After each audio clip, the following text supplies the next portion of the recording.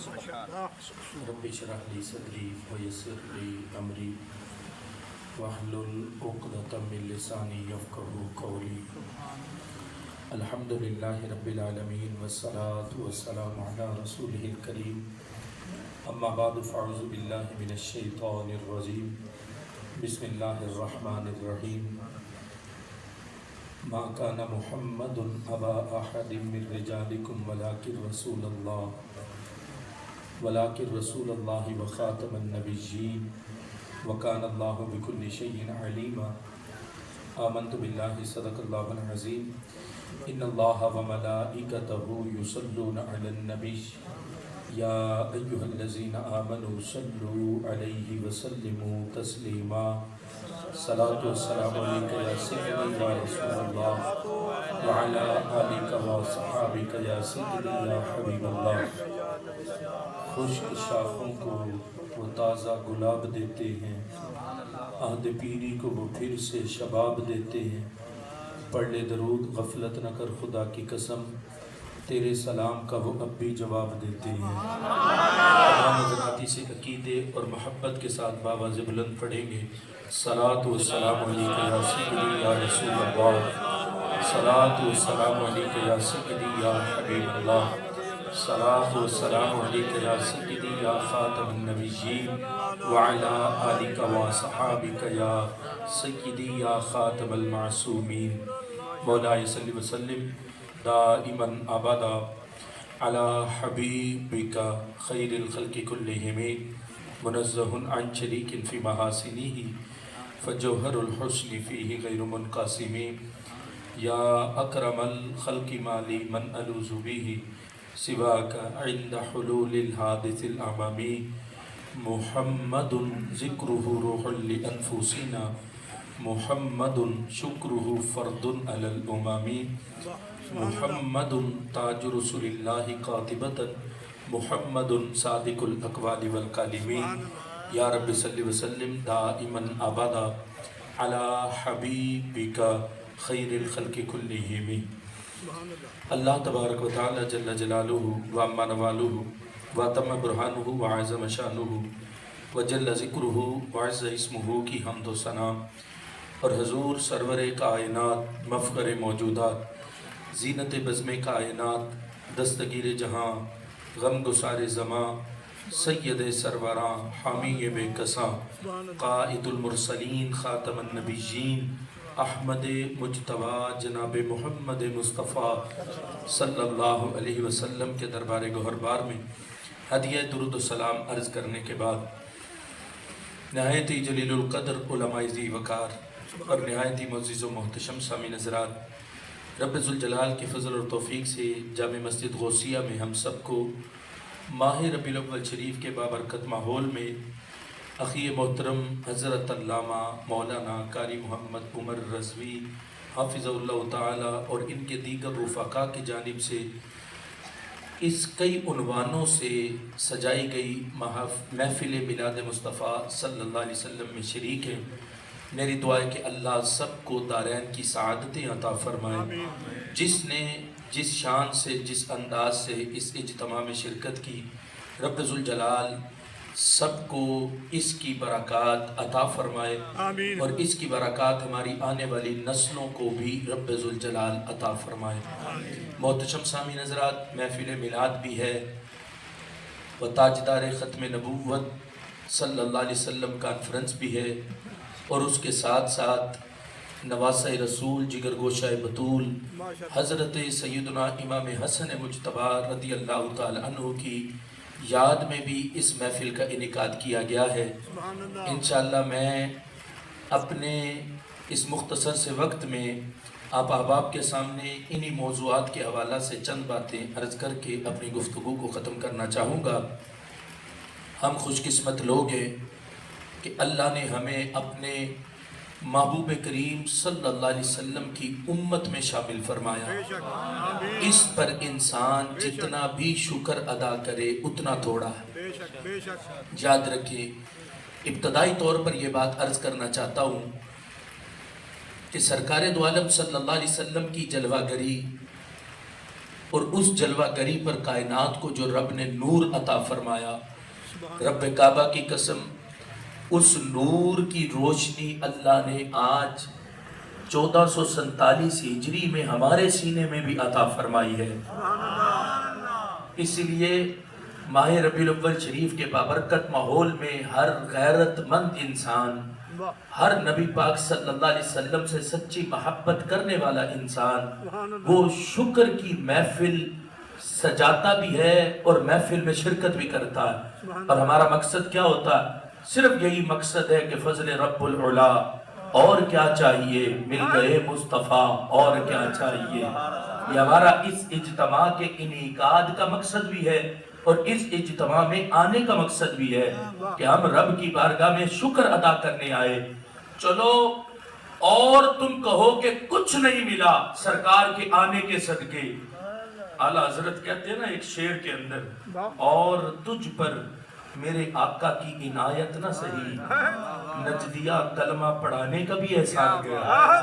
چلو کہو کہ اور کچھ نہیں ملا، اتنا تو مان جاؤ کہ کلمہ اللہ نے ہمیں سرکار کے صدقے عطا فرما دیا ہے، کہ 12 ربیع الاول شریف کی اس گھڑی کے صدقے ہمیں نبی پاک صلی اللہ علیہ وسلم کے دین کا کلمہ پڑھنا رب نے ہمیں نصیب کیا۔ ویسے تو حقیقت حال کو دیکھا جائے تو حقیقتاً ہماری زندگی کی ایک ایک سانس اللہ نے ہمیں میلاد کے صدقے میں عطا فرمائی ہے۔ میں ذمہ داری سے کہتا ہوں پوری کائنات میں جتنے بھی انسان ہیں، ان انسانوں میں سے زندگی رب نے صرف اسے عطا فرمائی جس کی گردن میں اللہ نے اپنے محبوب کی غلامی کا پٹا عطا فرما دیا ہے۔ باقی زندہ نہیں، کوئی زندہ نہیں، ذمہ داری سے کہہ رہا ہوں، سب مردہ ہے۔ زندہ وہی ہے جس نے آمینہ کے لال کا کلمہ پڑھا ہے، جس نے محبوب کے دین کو قبول کیا۔ چلو اس زندگی پر تو ایک زندگی ہے، ماں باپ پیدا کرے، وہ رب زندگی دے۔ وہ ماں باپ جب بندہ ماں کے پیٹ سے نکلے زندہ تب بھی ہوتا ہے، لیکن ماں کے پیٹ سے نکلنے کو قرآن زندگی نہیں کہتا، محبوب کا کلمہ پڑھنے کو قرآن زندگی کہتا ہے۔ اسی لیے میں ذمہ داری سے یہ جملے بول رہا ہوں کہ زندہ صرف وہی ہے جس نے سرکار کا کلمہ پڑھا۔ باقی یہودی ہو، نصرانی ہو، کافر ہو، مشرک ہو، جتنے بھی مذاہب باطلہ ہیں، ان میں سے کسی کے ساتھ کسی کا تعلق ہو، وہ کھائے پیے چلے، شادی کرے، بازار جائے، جو کچھ مرضی کرے، لیکن قرآن کہتا ہے وہ مردہ ہے، وہ زندہ نہیں۔ زندہ وہی ہے جس کی گردن میں اللہ نے محبوب کی غلامی کا پٹا عطا فرما دیا ہے۔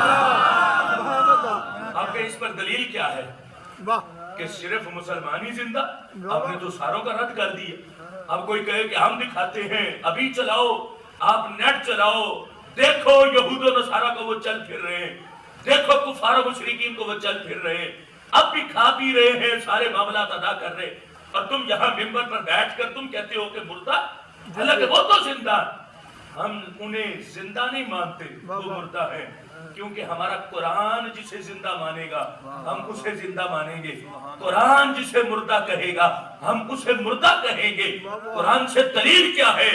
8واں پارہ اٹھا کے دیکھو، نبی پاک صلی اللہ علیہ وسلم کے عزیز چچا رضائی بھائی حضرت سید الشہداء، امیر طیبہ، اسد اللہ و اسد الرسول، حضرت سیدنا امیر حمزہ رضی اللہ تعالی عنہ، اگر ان کی شان پر کلام کرے تو ساری رات بسر ہو جائے گی۔ آج بھی آپ امیر طیبہ ہیں، حضرت امیر حمزہ آج بھی امیر طیبہ ہے، آج بھی مدینے کی گورنری سرکار نے جس کے سپرد کی اس ذات کو حضرت امیر حمزہ کہا جاتا ہے۔ حضرت سید الشہداء سیدنا امیر حمزہ رضی اللہ تعالیٰ عنہ، آپ نے جب نبی علیہ السلام کی بارگاہ میں حاضر ہو کر کلمہ پڑھا، کلمہ پڑھ کے واپس گئے، مشرکین بول پڑے، امیر حمزہ آپ نے کلمہ تو پڑھ لیا ہے۔ ان کی دوستی ابو جہل کے ساتھ تھی کلمہ پڑھنے سے پہلے، تو مشرکین تانا دینے لگے، کہنے لگے کہ آپ نے کلمہ پڑھا، کلمہ پڑھ کے جب آپ واپس آئے تو فرق تو کوئی پڑا نہیں ہے، جس طرح پہلے تھے اب بھی ویسے ہیں۔ فرق کیا پڑا آپ میں اور ابو جہل میں؟ دونوں اب بھی ایک طرح ہے، فرق کوئی نہیں پڑا۔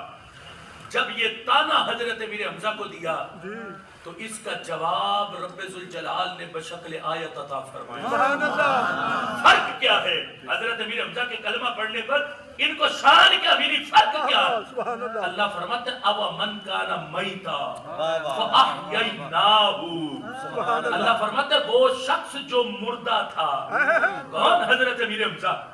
کہا وہ شخص جو مردہ تھا. کب؟ جب تک محبوب کا کلمہ نہیں پڑھا تھا. حالانکہ ابھی تو شکار سے آئے تھے، ابھی تو ابو جہل کا سر پڑا تھا، ابھی تو سرکار کی بارگاہ میں خود چل کے آئے. لیکن قرآن کہتا ہے چل کے آنے تک کی زندگی کو او من کان میتا. اللہ فرماتا ہے وہ زندگی تو حیات ہے ہی نہیں، وہ تو مردہ ہے. او من کان میتا، یہ ہے قرآن ہمارا. فاحییناہ. اللہ کہتا ہے محبوب کا کلمہ پڑھا کے میں نے انہیں زندگی عطا فرمائی. اے محفل میلاد میں آنے والوں، ہم شکر کرنے آئے ہیں رب کی بارگاہ میں. اے رب تو نے ہمیں اپنا حبیب دے کے ہمیں مردہ نہیں رکھا، ہمیں زندگی عطا فرمائی ہے. کہ باقی سب مردے ہیں، اللہ نے زندگی اسے دی جس کو اللہ نے اپنے محبوب کی غلامی کا پٹا عطا فرما دیا ہے. اور یہ کون کہتا ہے؟ سبحان اللہ.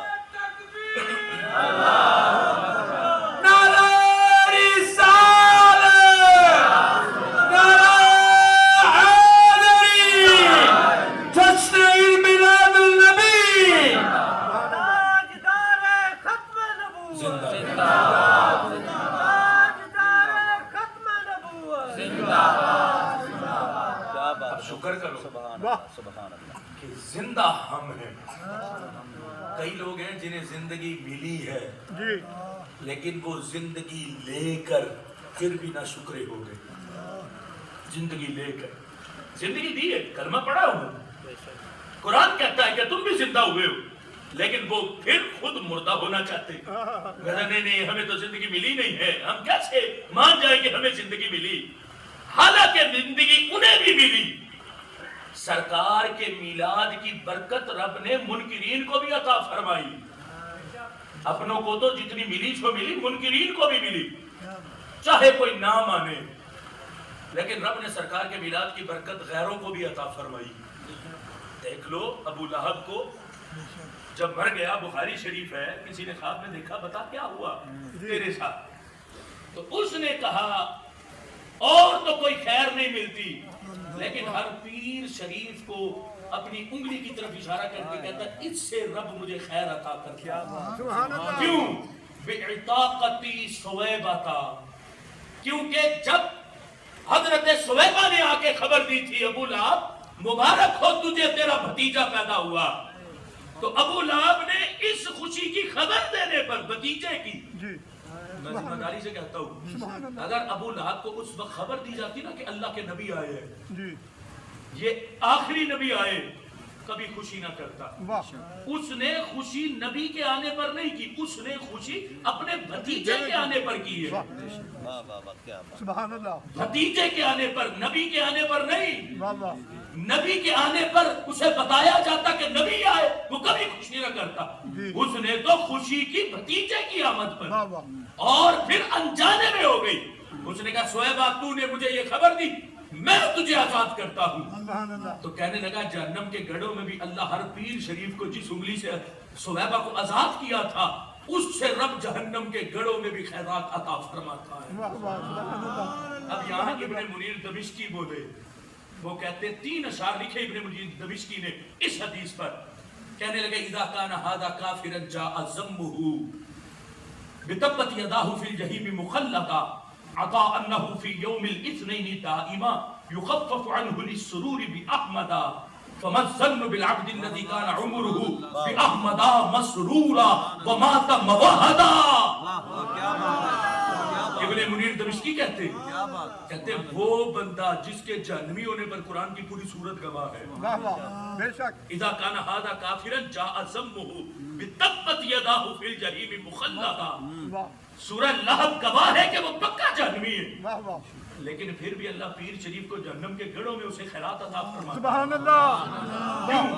اس نے زندگی میں ایک بار اپنے بھتیجے کی آمد پر خوشی کی تھی، واہ واہ اور بھتیجے وہ تھے جن کے سر پر اللہ نے ختم نبوت کا تاج سبحان اللہ سبحان اللہ اس نے بھتیجے کی آمد پر خوشی کی۔ اللہ جہنم کے گڑھوں میں خیرات دیتا۔ ہائے ہائے ابن منیر دمشقی کہتے ہیں اس شخص کے بارے میں کیا کہتے ہو جو مشرک نہیں پکا تو عیدی ہے، جو غافل نہیں سرکار سے سچی محبت کرتا ہے، اور وہ پھر ایک بار خوشی نہیں کرتا، وہ ہر سال خوشی کرتا ہے۔ تو ابن منیر دمشقی کہتے ہیں بتاؤ میرا رب اس کو کتنی خیرات عطا فرمائے گا۔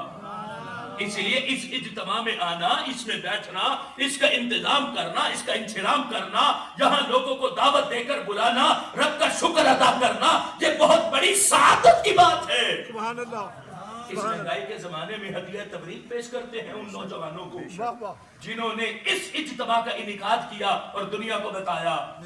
چاہے دنیا بدل گئی واہ واہ لیکن اللہ کا فضل ہے، سنی نے اپنے سینے کا عشق نہیں بدلا۔ سبحان اللہ آج بھی آمینہ کے لال سے سچی محبت کرتا ہے۔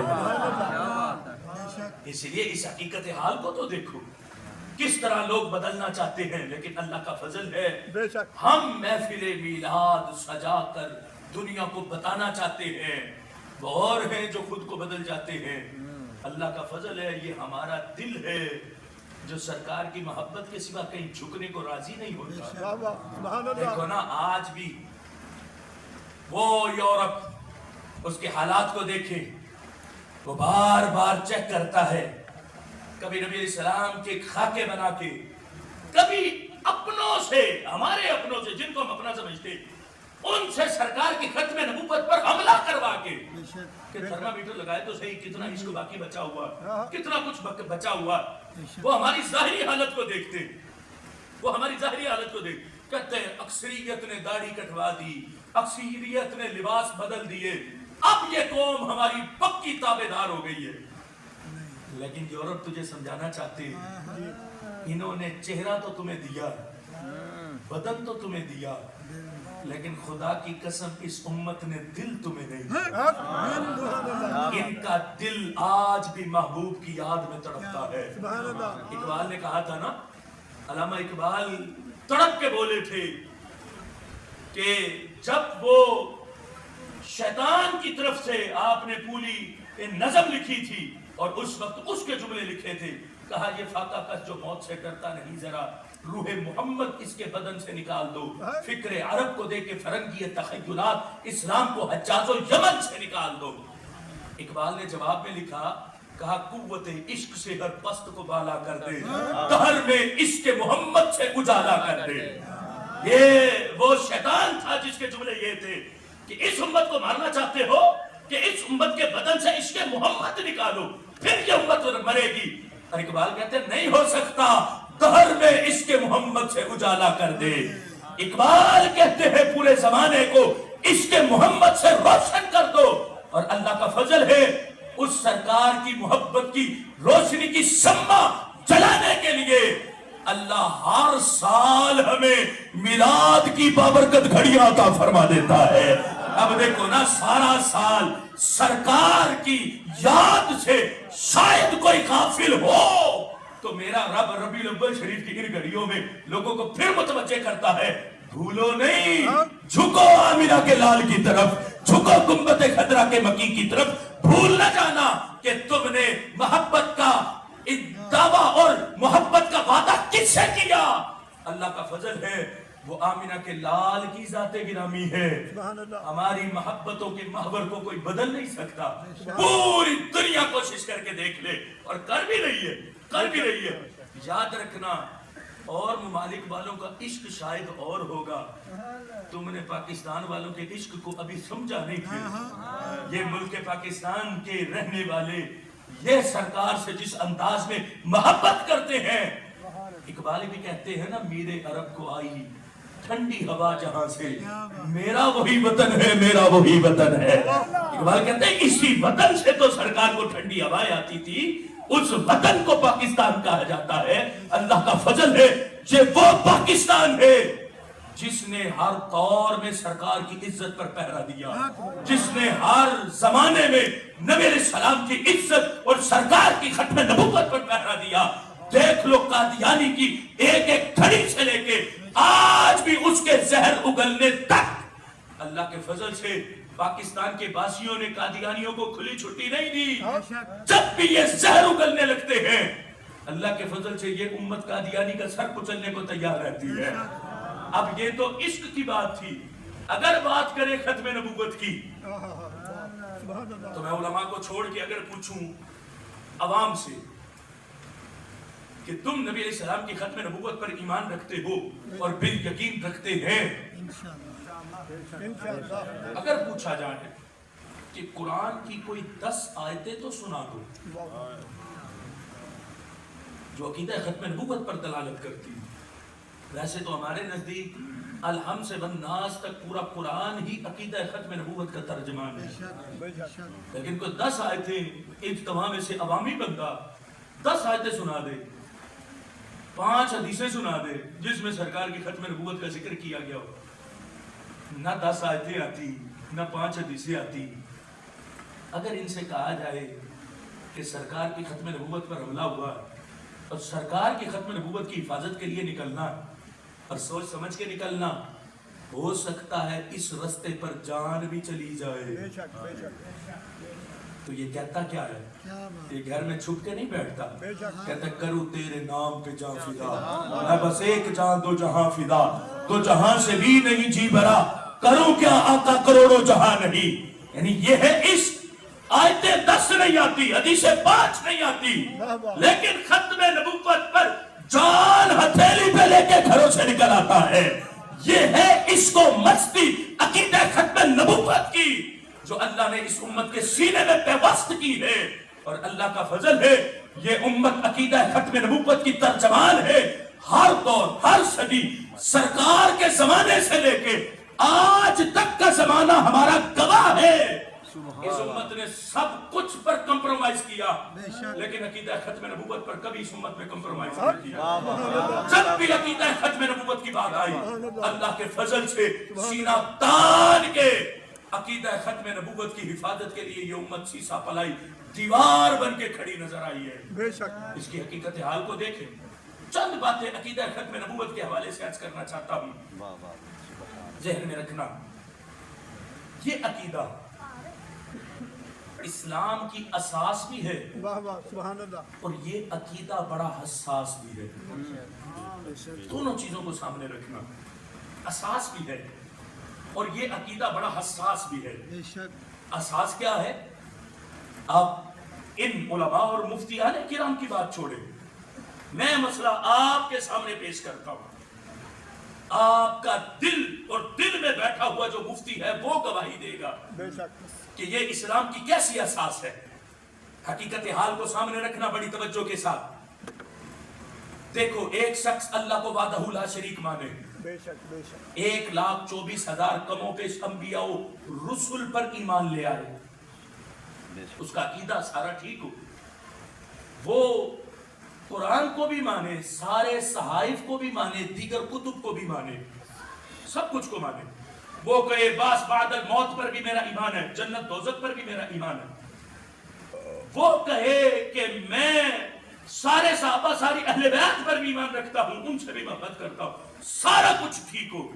یہاں تک کہ وہ یہ بھی کہے کہ میں نبی پاک صلی اللہ علیہ وسلم کو نبی اور رسول بھی مانتا ہوں. سبحان اللہ سبحان اللہ. لیکن آخر میں یہ کہے کہ میں صرف انہیں آخری نبی نہیں مانتا. استغفر اللہ استغفر. دیکھو نا، بنیاد ہے عقیدہ ختم نبوت اسلام کی. جو عقیدہ ختم نبوت کو نہ مانے رب توحید کو بھی قبول نہیں کرتا. بلکہ ذمہ داری سے کہتا ہوں علماء کی موجودگی میں، جو عقیدہ ختم نبوت کو نہ مانے، آسان لفظوں میں، مختصر اور جامع لفظوں میں، جو عقیدہ ختم نبوت کو نہیں مانتا، اللہ نہ اس کے کسی قول کو قبول کرتا ہے نہ کسی فعل کو قبول کرتا ہے. اس کا کلمہ بھی قبول نہیں، اس کا سارا عقائد میں سے کوئی عقیدہ قبول نہیں، اس کی نماز روزہ حج زکات جو کچھ نیکیاں کرے کچھ بھی قبول نہیں. سارے کچھ کی قبولیت کی بنیاد کیا ہے؟ وہ ہے تاجدار ختم نبوت. سارے کچھ کی بنیاد عقیدہ ختم نبوت ہے. اس لیے یہ اسلام کا اساسی عقیدہ ہے، اساسی عقیدہ، پورے اسلام کی بنیاد عقیدہ ختم نبوت پر ہے۔ اور جب ہماری بنیاد کو کوئی چھیڑے گا تو ہم اسے کیسے چھوڑیں گے؟ بے شک بے شک بے شک کوئی چھیڑ دے ہم اسے چھوڑ دیں، یہ تو ہو نہیں سکتا۔ واہ واہ یہ ہمارے اسلام کی دین کی اساس ہے، بنیاد ہے، اور اللہ کے فضل سے ہم اس بنیاد کو دل و جان سے قبول کر کے پورے اسلام کی عمارت اسی عقیدے پر قائم کر کے بیٹھے ہیں۔ کیا اور یہ مسئلہ حساس بھی بڑا ہے، اس کی حساسیت کا اندازہ بھی کرنا۔ اعلیٰ حضرت مجدد دین و ملت سے اس کی حساسیت کے بارے میں آپ نے کچھ اس انداز میں ارشاد فرمایا۔ یہ جلد نمبر 14 صفحہ نمبر 338 پر اعلیٰ حضرت مجدد دین و ملت یوں ارشاد فرماتے ہیں کہ اس مسئلے کی حساسیت کیا ہے، یہ مسئلہ حساس کتنا ہے۔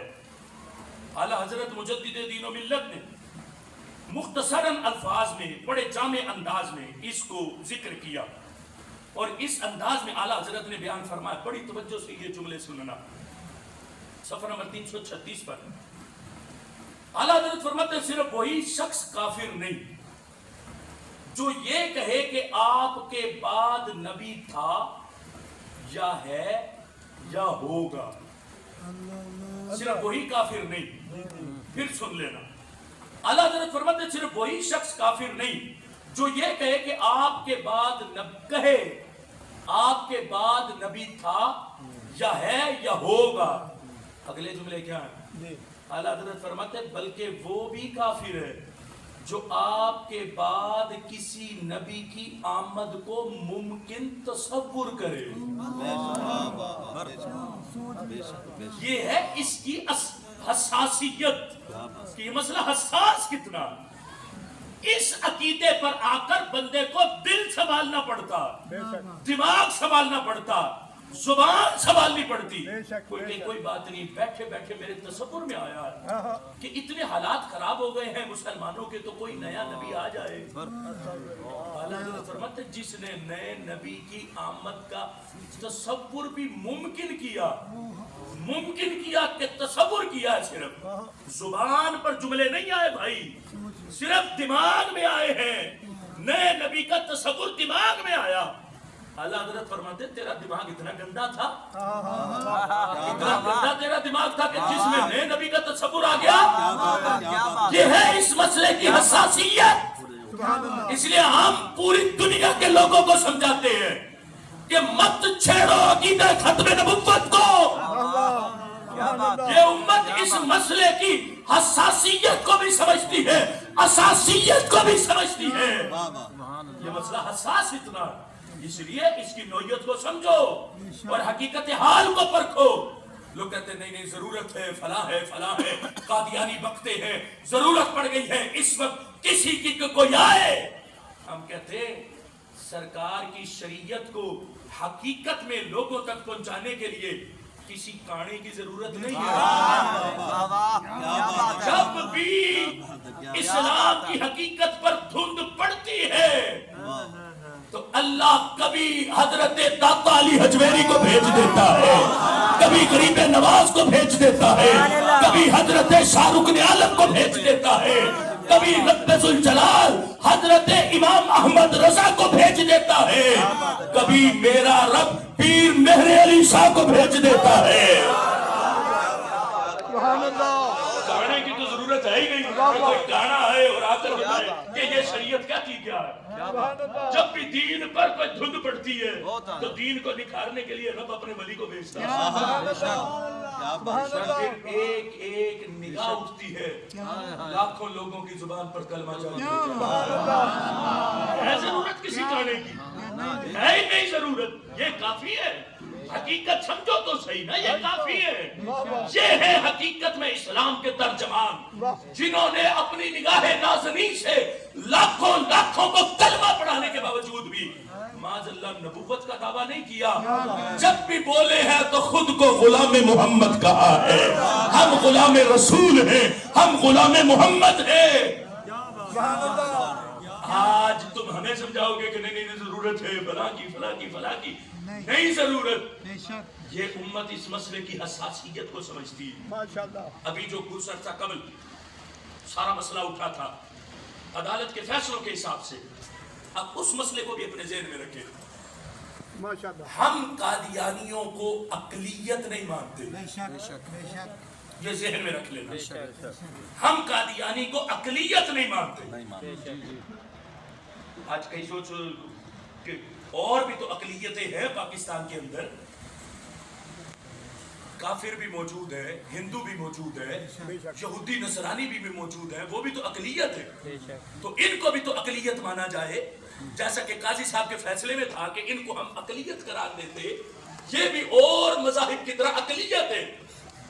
تو قاضی صاحب ہوش کرو، کسی کو اقلیت قرار دینے کے لیے اس کی پہچان ہونی ضروری ہے، اس کی کتاب ہونی ضروری ہے، اس کی عبادت کا انداز ہونا ضروری ہے. اب دیکھو نا، یہودی ہے اس کا اپنا نام ہے، نصرانی ہے اس کا اپنا نام ہے، ان کی اپنی کتاب ہے. سکھ ہے ان کا اپنا نام ہے، ان کی اپنی کتاب ہے، وہ گرو نانک کی لکھی ہوئی جو مرضی ہے کتاب ہے. وہ اپنے اپنے انداز کے مطابق جس طرح بھی کرتے، کوئی بتوں کو پوجتا ہے تو وہ اس کا انداز ہے، کوئی یہودی نصرانی عبادت کرتا ہے تو اپنے طریقے اور انداز کے مطابق کرتا. ہم کہتے ہیں اقلیت ہونے کے لیے نام ہونا، پہچان ہونا، کتاب ہونا، عبادت کا طرز ہونا، یہ سارا کچھ ضروری ہے. تو ان کو اقلیت قرار دینے کے لیے پہلے یہ تو بتاؤ کہ ان کا نام کیا ہے. ماشاءاللہ. اگر یہ کہیں کہ ہم مسلم ہیں تو ہم سینے پہ ہاتھ رکھ کے کہتے تم مسلم نہیں، مسلم ہم ہیں. تم مسلم نہیں، تم کافر و مرتد ہو. تم مسلم نہیں، تم کافر و مرتد ہو. اور تم کہو کہ ہم احمدی ہیں تو سرکار کے نام احمد کی نسبت سے تو احمدی ہم ہیں. پہلے اپنا نام تو بتائیں کہ تمہارا نام کیا ہے، واہ واہ. پھر تمہاری کتاب کیا. آج تم ہمارے قرآن میں تعریف کر کے اپنی کتاب صغیر بناؤ اور تم کو نہیں یہ ہماری کیسے قبول کر جائے. ہماری اتنی تو خیرت نہیں مری کہ کوئی ہمارے قرآن کی تعریف کر جائے اور ہم چپ کر کے بیٹھے رہے. واہ واہ. سبحان کہ کوئی بات نہیں، اپنی کتاب بنانا چاہتے ہیں، ہماری قرآن سے چند آیتیں نکال کے اپنی مرضی کی آیات ڈال کے اپنے مرضی کا ترجمہ کر کے یہ اپنے مذہب کی کتاب بناتے تو بناتے رہے. نہیں چھٹی دیں گے. ذہن میں رکھنا، یہ ہماری قرآن کو بدل کر ہمارے قرآن کو کتاب صغیر انہوں نے چھاپی، جس میں آیات کو نکالا گیا، جس میں ترجمے کو غلط چھاپا گیا. وہ مبارک ثانی کا مسئلہ یہی تھا. تو ہم کہتے ہیں ان سے کو ان کا، اور پھر وہ کہتے ہیں کہ ہمیں اب عبادت گاہیں بنانے کی اجازت دی جائے. کس طرح کی؟ جس طرح کے مسلمانوں کی عبادت گاہیں. اقلیت کی یہی حالت ہوتی. اور بھائی اقلیت کا اپنا طرز ہوتا ہے عبادت کرنے کا. تم آج مسلمانوں کے طرز پر آج قبضہ کر کے تم کہو کہ ہمیں اقلیت کہا جائے. اقلیت کہلوانے کے لیے تمہیں خود کو کافر و مرتد ماننا پڑے گا. اقلیت کہلوانے کے لیے تمہیں مسلم احمدی نہیں، مرزائی قادیانی کہلوانا پڑے گا. تمہیں اقلیت کہلوانے کے لیے تمہیں مسجدوں کے طرز پر اپنی عبادت گاہیں نہیں، تمہیں گند خانے بنانے پڑیں گے.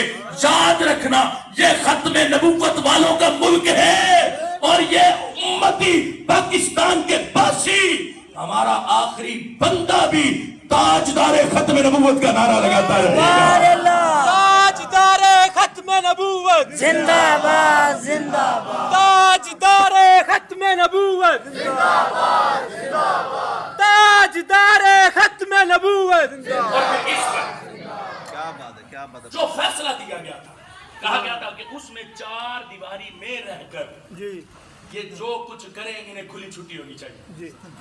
چار دیواری میں رہ کر پوچھنا چاہتے ہیں قاضی صاحب سے کہ اگر کوئی چار دیواری میں بیٹھ کے سپریم کورٹ کے خلاف سازش کرے تو اسے کیا کہو گے؟ چار دیواری میں بیٹھ کر کوئی ہماری افواج پاکستان کے خلاف سازش کرے تو اسے کیا کہو گے؟ چار دیواری میں بیٹھ کر کوئی پاکستان کے خلاف سازش کرے تو اسے کیا کہو گے؟ باغی ہو گیا، غدار ہو گیا. پاکستان کا غدار ہو گیا اور پاکستان جیسے کروڑوں ملک سرکار کی ختم نبوت پر قربان. کوئی بند کمرے میں بیٹھ کے پاکستان میں یا رسول اللہ لبیک لبیک لبیک یا رسول اللہ لبیک لبیک لبیک یا رسول اللہ لبیک لبیک لبیک یا رسول اللہ لبیک لبیک لبیک یا رسول اللہ لبیک لبیک. اب دیکھو نا کوئی چار دیواری میں بیٹھ کر میرے آقا کی ختم نبوت کے خلاف سازشیں کرے تو ہم کیسے اجازت دے دیں؟ کبھی کھلی چھٹی ہو سکتی ہے کہ تم بیٹھ کے جو مرضی کرو, چار دیواری میں بیٹھ کے تم جو مرضی سازشیں کرو میرے محبوب کی ختم نبوت پر, کیسے یہ امت قبول کر جائے؟ ماننا پڑے گا یہ ختم نبوت والوں کا ملک ہے. دیکھو نا کرسیاں سلامت بھی تب رہتی ہیں, وہ پارلیمنٹ ہو یا وہ سپریم کورٹ ہو, اس کے در و دیوار بھی سلامت تب رہتے ہیں جب عقیدہ ختم نبوت پر پہرا دیا جاتا ہے. کبھی کسی نے سپریم کورٹ کی طرف جانے کی کوشش کی کہ ہم جائیں جناب سپریم کورٹ میں گھس جائیں, لیکن جب ختم نبوت کی بات آئی تو یہ امت رکی نہیں. کیسے رکے؟ سرکار کی ختم نبوت کی بات ہے. یہ مسئلہ حساس بڑا ہے, اس کی حساسیت کو سمجھو. تم چھیڑتے کیوں ہو ایسے مسئلوں کو جس کی حساسیت کی تمہیں خبر ہی نہیں؟ یاد رکھنا عقیدہ ختم نبوت کو ماننے میں ہی میری سرکار کی طرف سے شفقت کا حقدار ہونا ہے. سرکار اس پر شفقت فرماتے ہیں جو عقیدہ ختم نبوت پر پہرا دیتا. قرآن مجید فرقان حمید کی آیت مبارکہ کے انداز کو دیکھو. رب ذوالجلال نے فرمایا ما کان محمد ابا احد من رجالکم. اب یہاں تک جو مقام ہے اللہ فرماتا ہے محمد is not the father of any of your men. محمد صلی اللہ علیہ وسلم تمہارے مردوں میں کسی کے باپ نہیں. یہ ہے نا قرآن کا معنی.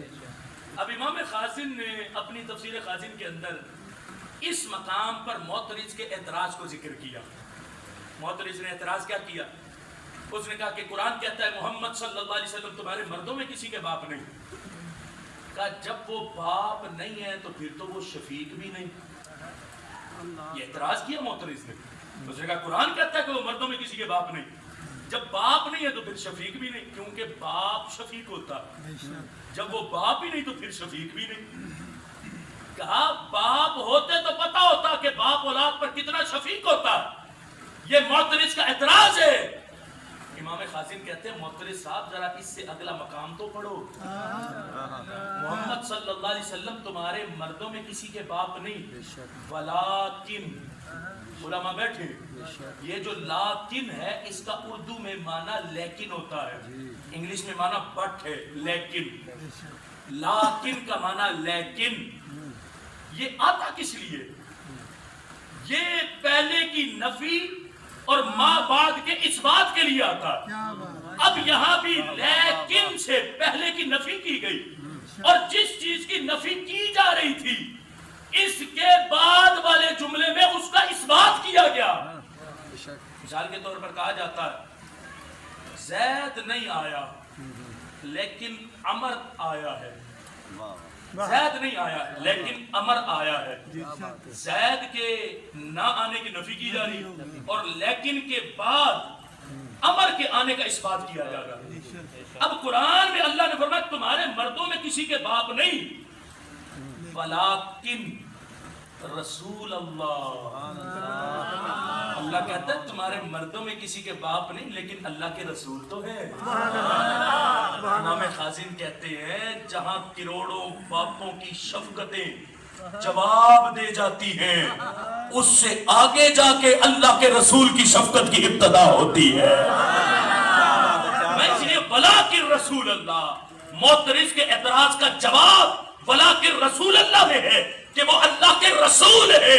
اور اللہ کے رسول کی شفقت ہوتی کیسے ہے؟ قرآن مجید فرقان حمید کا دوسرا مقام پڑھ کے دیکھو. سورہ توبہ کی سیکنڈ لاسٹ آیت میں رب ذوالجلال فرماتا ہے ما کان محمد ابا احد. اللہ فرماتا ہے لقد جاءکم رسول من انفسکم عزیز علیہ ما عنتم حریص علیکم بالمؤمنین رؤوف الرحیم. اللہ فرماتا ہے میں نے اپنے محبوب کو ایمان والوں پر रऊफ भी बनाया है, रहीम भी बनाया है। अब पूछो ना मोहतरज से कि शान किस में ज्यादा है, शफीक होने में या रहीम होने में, शफीक होने में या रऊफ होने में। अल्लाह ने यहाँ महबूब की जो सिफ्त और शान को बयान किया, फरमाया मेरे महबूब अपने गुलामों पर रहीम है, मेरे महबूब अपने गुलामों पर रऊफ है।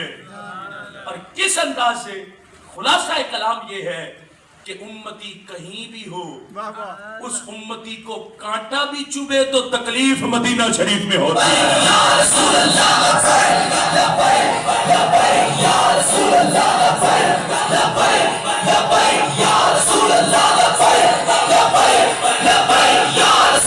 ये है शफकत जी माशाल्लाह। कि वो शफीक कितने हैं। वाह वाह। और सिर्फ ये शफकत दुनिया में नहीं, कब्र में भी देखो, जब माँ छोड़ जाए, बाप छोड़ जाए, भाई छोड़ जाए, दोस्त छोड़ जाए, सारे छोड़ जाए, सुभान अल्लाह सुभान पूछो कब्र में कौन आता है। अल्लाह। वाह वाह। तीसरा सवाल क्या है, माँ कुंत तक़ूलु फी हक़्क़ि हाज़ा रजुल, ए कब्र में आने वाले बता इस जात के बारे में तेरा अकीदा क्या है। आशिक कहता है फरिश्तों हटो, अभी भी पूछते हो ये कौन है। मर के पहुंचा हूं यहाँ इस दिलरुबा के वास्ते, सारी जिंदगी नामे मोहम्मद को चूम के गुजारा, सुना था मरूंगा तो कब्र में आमिना के लाल का दीदार हो जाएगा। कहा मैं तो कब्र में उनका दीदार करने आया हूं, अभी भी पूछते हो ये कौन है। देखो वो कब्र में भी उनकी शफकत जारी है, हशर के दिन भी। तुम कहते हो तुम्हारे मर्दों में किसी के बाप नहीं तो शफीक भी नहीं। पूछो बाप से, ए बाप क्या हशर के दिन तो मेरा हाल पूछेगा। क्या बात है। पहले तो बेटा बाप को पहचानेगा नहीं, बाप बेटे को नहीं पहचानेगा, पहचान भी लिया तो बाप क्या कहेगा, कहेगा नफसी नफसी। वाह वाह। बेटे जा अपना काम कर, मुझे तो अपनी फिक्र पड़ी है कि मेरा क्या बनता है। लेकिन आना लहा कह के आसियों को लेंगे आगोश मरहमत में, अजीज अकलोता जैसे माँ को नबी को अपना गुलाम होगा। इधर वो गिरतों को थाम लेंगे, उधर वो प्यासों को जाम देंगे। सीरातो मीजानो हौज़े कौसर, यही वो आली मुकाम होगा। गुनहगारों का रोज़े माशर शफी खैरुल अनाम होगा। दुल्हन शफात बनेगी तो दुल्हा नबी अलैहिस्सलाम होगा।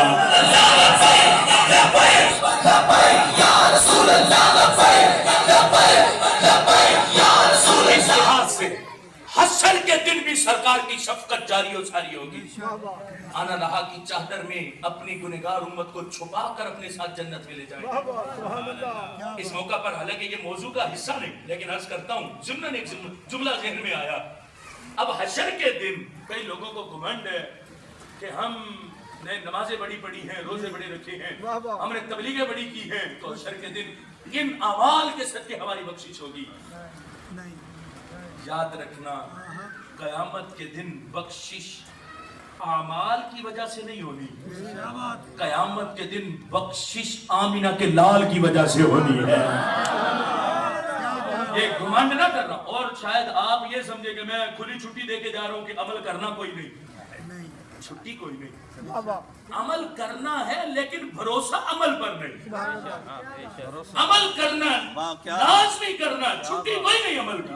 नमाजें पूरी हो, हमारा अखलाक अच्छा हो, हमारे रोजे पूरे हो, हम रिज़्क़े हलाल के मतलाशी हो, रिज़्क़े हलाल कमाने खाने खिलाने वाले हो, हराम से बचने वाले हो, सारे हमारे अखलाक अदबार अच्छे हो, छुट्टी कोई नहीं।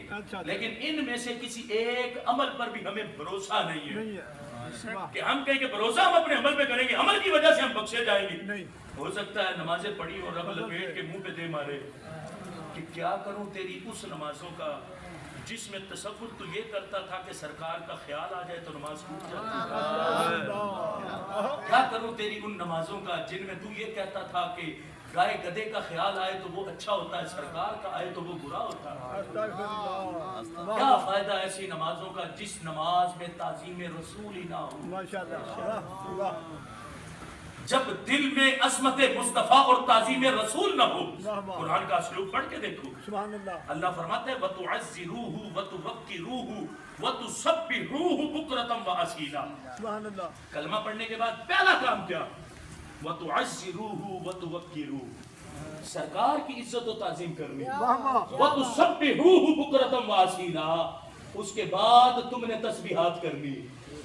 जिस तस्बीह, नमाज, जिक्र, अज़कार में ताजीम रसूल ना हो, मेरा रब उसको कबूल नहीं करता। अल्लाह अल्लाह वाह सब कुछ की कबूलियत ताजीम रसूल की वजह से है, सरकार की अज़मत और शान की वजह से है।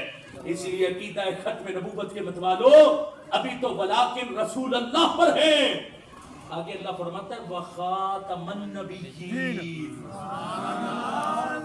ये अल्लाह के रसूल भी हैं और इनके सर पर रब ने खत्म नबूवत का ताज भी अता फरमा दिया। माशाअल्लाह। एक हदीस ज़हन में रखना, आला हज़रत मुजद्दिद दीन मिल्लत ने फतावा रज़विया शरीफ की 15वीं जिल्द में भी इस हदीस को जिक्र किया। हज़रत आदम अलैहिस्सलाम को जब रब ने पैदा किया, जी अल्लाह ने हज़रत आदम अलैहिस्सलाम पर उनके तमाम बेटे जो नबी थे उनको पेश किया। हज़रत आदम अलैहिस्सलाम ने जब सबको देखा तो सबसे आखिर में बहुत नूर नजर आया, सुभान अल्लाह। सबसे आखिर में बड़ा नूर था। हज़रत आदम अलैहिस्सलाम बोल पड़े, क़ाल मर रब्बुक, सुभान अल्लाह। मन हाज़ा। आदम अलैहिस्सलाम ने रब से कहा, ए रब ये कौन है, वाह वाह ये इतना नूर है, ये कौन है? अल्लाह ने फरमाया, आदम तेरी औलाद में से ये सबसे आखिरी नबी है। सुभान अल्लाह सुभान अल्लाह। और शान क्या है इनकी? अल्लाह ने उस वक्त बयान की शान क्या